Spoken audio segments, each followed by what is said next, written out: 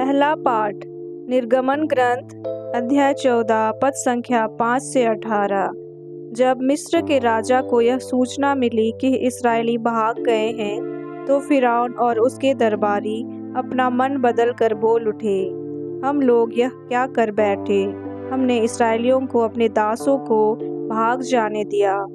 फिरौन अपना रथ तैयार कराकर अपनी सेना साथ ले गया, 600 श्रेष्ठ रथ और मिस्र के सब रथ जिन पर योद्धा सवार थे। प्रभु ने मिस्र के राजा फिरौन का हृदय कठोर कर दिया, इसलिए उसने इस्राएलियों का पीछा किया जो उसे चुनौती देते हुए भाग रहे थे। मिस्रियों ने सब घोड़ों, फिरौन के रथों, उसके घुड़सवारों और उसकी सेना के साथ इस्राएलियों का पीछा किया और बाल सफोन के सामने पी हहीरोत के निकट समुद्र के तट पर उनके पास पहुंच गए, जहां उन्होंने पड़ाव डाला था।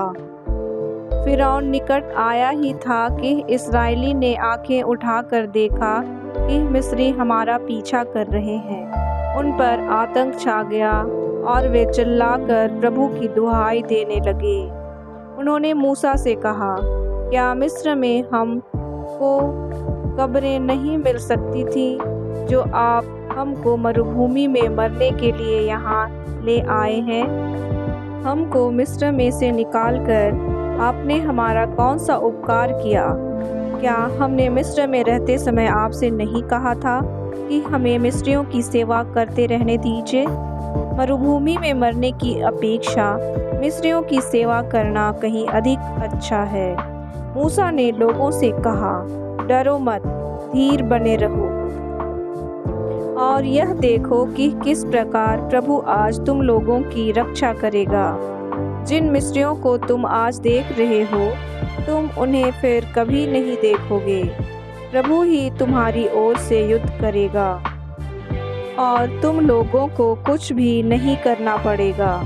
प्रभु ने मूसा से कहा, तुम मेरी दुहाई क्यों दे रहे हो? इस्राएलियों को आगे बढ़ने का आदेश दो।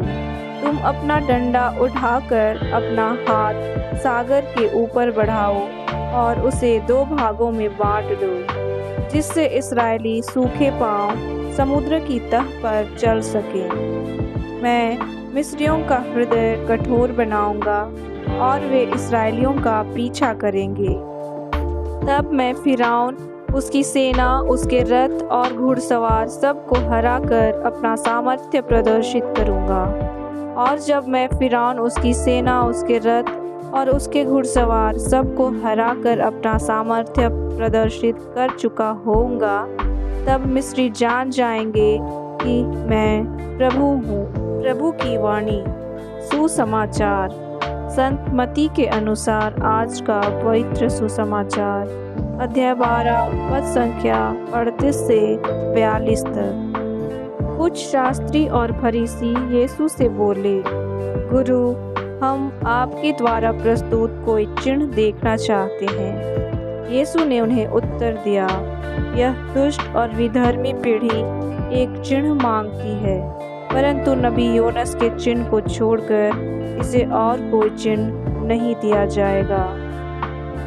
जिस प्रकार योनस 3 दिन और 3 रात मत्स्य के पेट में रहा, उसी प्रकार मानव पुत्र भी 3 दिन और 3 रात पृथ्वी के गर्भ में रहेगा। न्याय के दिन निनवे के लोग इस पीढ़ी के साथ जी उठेंगे और इसे दोषी ठहराएंगे, क्योंकि उन्होंने योनस का उपदेश सुनकर पश्चाताप किया था। और देखो, यहाँ वह है जो योनस से भी महान है। न्याय के दिन दक्षिण की रानी इस पीढ़ी के साथ जी उठेगी और इसे दोषी ठहराएगी, क्योंकि वह सुलेमान की प्रज्ञा सुनने के लिए पृथ्वी के सीमांतों से आई थी। और देखो, यहाँ वह है जो सुलेमान से भी महान है। प्रभु का सुसमाचार।